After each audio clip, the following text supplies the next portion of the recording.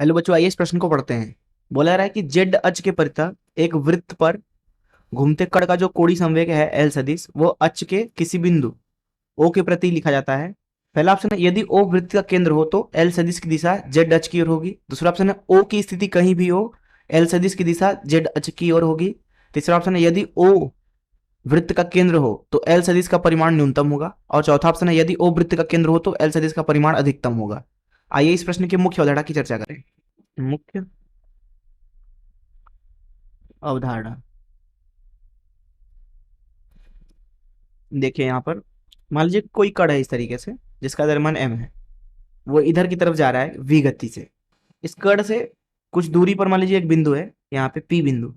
ये कोण थीटा है, मतलब कि p से कण को मिलाने वाली जो यहाँ पे स्थिति सदिश है उसका गति के साथ कोण थीटा है।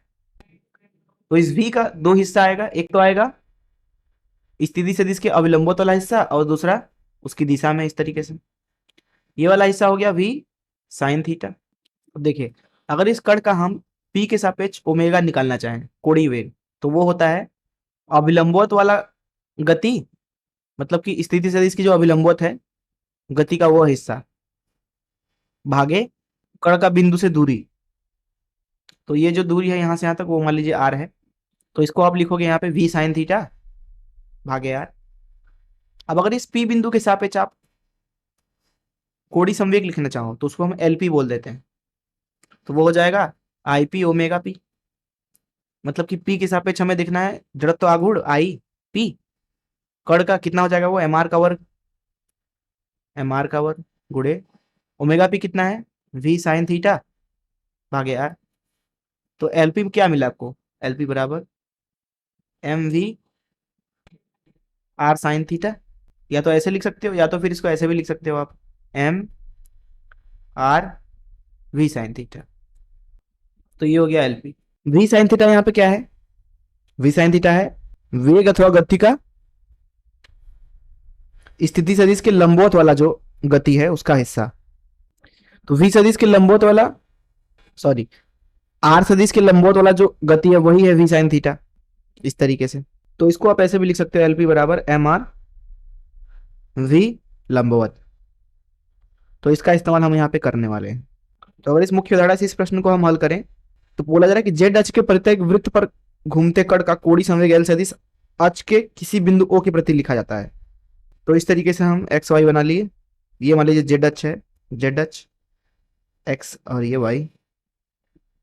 एक्स अक्ष के परितः किसी बिंदु के कण जो है घूम रहा है इस तरीके से, वृत्तीय गति कर रहा है इस तरीके से। वृत्त का जो केंद्र है उसको हम सी बोल देते हैं। जेड अक्ष पर एक बिंदु है ओ।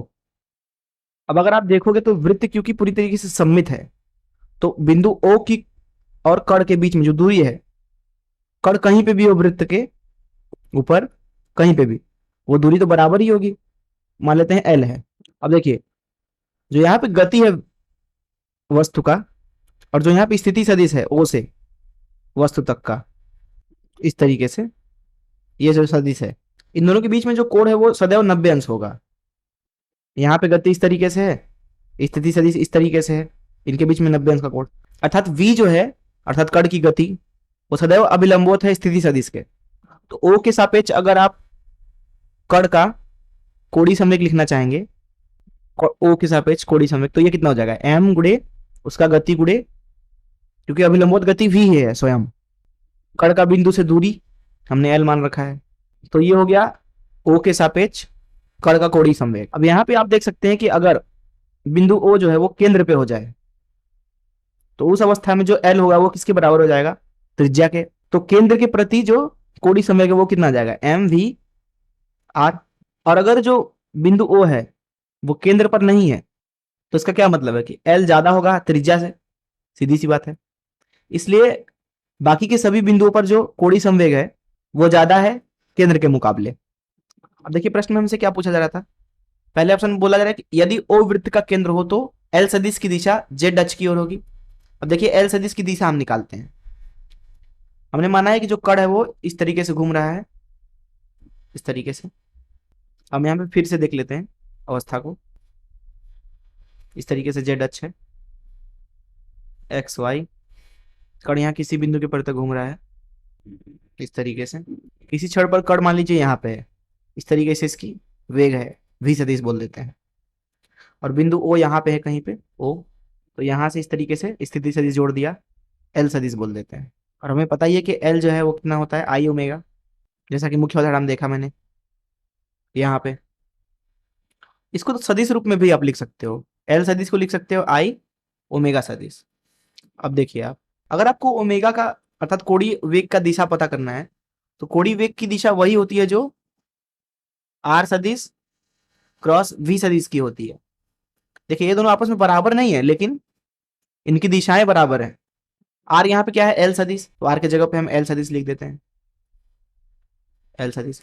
अब अगर आप ध्यान से देखोगे तो कण की अलग अलग स्थिति के लिए एल सदिश अलग अलग है, क्योंकि उसकी दिशा बदल रही है। देखिए एल सदिश का परिमाण तो समान है, परिमाण तो नियत है एल, लेकिन उसकी दिशा बदलने की वजह से, जैसे अगर यहाँ के लिए देखोगे तो इस तरीके से हो जाएगा, यहाँ के लिए इस तरीके से हो जाएगा, यहाँ के लिए इस तरीके से हो जाएगा। तो वृत्त के अलग अलग बिंदु के लिए एल सदिश अलग अलग है। इसलिए हम बोल सकते हैं कि ओ के सापेक्ष ओमेगा जो है वो क्या है, उसकी दिशा वही है जो एल सदिश क्रॉस वी सदिश की दिशा है। क्योंकि आप पाओगे यहाँ पे कि एल सदिश भी बदल रहा है और वी सदिश भी बदल रहा है। वी सदिश कैसे बदल रहा है, देखिए जब कण यहाँ पे पहुंच गया तो वेग इधर हो गया, जब कण यहाँ पे पहुंच गया तो वेग इधर हो गया, तो वी सदिश भी परिवर्तित हो रहा है। अगर आप इस दिए गई स्थिति में बात करें तो ओमेगा सदिश इधर की तरफ होगा कहीं, ओमेगा सदिश। अगर आप यहाँ पे बात करोगे तो एल सदिश इधर है, इस तरीके से इधर, सॉरी, और वेग इधर है वी सदिश। तो एल सदिश क्रॉस वी सदिश किधर आएगा, ये एल सदिश है, एल सदिश क्रॉस वी सदिश इधर आएगा, तो ओमेगा सदिश इधर आ गया। तो आप देख सकते हैं कि जो कोणीय संवेग है वो जेड अक्ष की ओर नहीं है, अगर जो बिंदु है वो केंद्र से दूर है, जो बिंदु ओ है वो केंद्र से दूर है। लेकिन अगर वो बिंदु जो है वो केंद्र पे आ जाए तो इसको यहां से हटा के हम केंद्र पे ला देते हैं यहाँ पर, तो जो एल सदिश होगा वो इस तरीके से हो जाएगा त्रिज्या के बराबर, और वी सदिश इधर है, तो एल सदिश क्रॉस वी सदिश करोगे तो वो किधर आएगा, जेड अक्ष की ओर आएगा। यहाँ के लिए भी देखो आप, एल सदिश क्रॉस वी सदिश करोगे तो किधर आएगा, जेड अक्ष की ओर। इसलिए हम बोलेंगे कि अगर जो बिंदु है केंद्र से दूर है तब जो ओमेगा की दिशा है वो जेड अक्ष की ओर नहीं है। अब क्योंकि जो ओमेगा की दिशा है वही कोणीय संवेग की दिशा है, इसलिए हम बोलेंगे कि ओ जब केंद्र पर नहीं है तो उन बिंदुओं के लिए ओमेगा सदिश जो है वो जेड अक्ष की ओर नहीं है। लेकिन ओ जब केंद्र पर ही आ जाए, वृत्त के केंद्र पर ही आ जाए, तो क्या होगा, कोणीय संवेग जो होगा वो क्या हो जाएगा, जेड अक्ष की ओर, जेड अक्ष की ओर होगा। ठीक है, पहले ऑप्शन में हमसे बोला जा रहा है कि यदि ओ वृत्त का केंद्र हो तो एल सदिश की दिशा जेड अक्ष की ओर होगी, सही बात है। ओ की स्थिति कहीं पे भी हो, एल सदिश की दिशा जेड अक्ष की ओर होगी, नहीं ऐसा नहीं है। अगर ओ वृत्त के केंद्र पर नहीं है तो ओमेगा की दिशा बदलती रहेगी और वो कहीं पे भी हो सकती है, वो जेड अक्ष की ओर नहीं होगी, वो एक्स वाई तल में होगी, जेड अक्ष की ओर कभी हो ही नहीं सकती। क्योंकि यहाँ पे अगर आप देखोगे तो जो वी सदिश है वो किधर है, वो कहीं पे भी हो लेकिन वो एक्स वाई तल में ही होगी, और जो एल सदिश है वो वी सदिश के सदैव अभिलंबवत है। और इन दोनों का जो क्रॉस गुणन है वो मैंने आपको दिखाया कि वो जेड अक्ष की ओर नहीं होगा अगर ओ बिंदु केंद्र पर नहीं है तो। क्रॉस गुणन मतलब सदिश गुणन। सी पढ़ते हैं, यदि ओ वृत्त का केंद्र हो तो एल सदिश का परिमाण न्यूनतम होगा, सही बात है। देखिए कैसे, यहां पे हमने निकाला था एल सदिश का परिमाण कितना है, वो एम वी एल, और यहां पे मैंने आपको दिखाया कि अगर जो बिंदु ओ है वो केंद्र पर नहीं है तो एलओ सदैव ज्यादा होगा केंद्र के कोणीय संवेग से।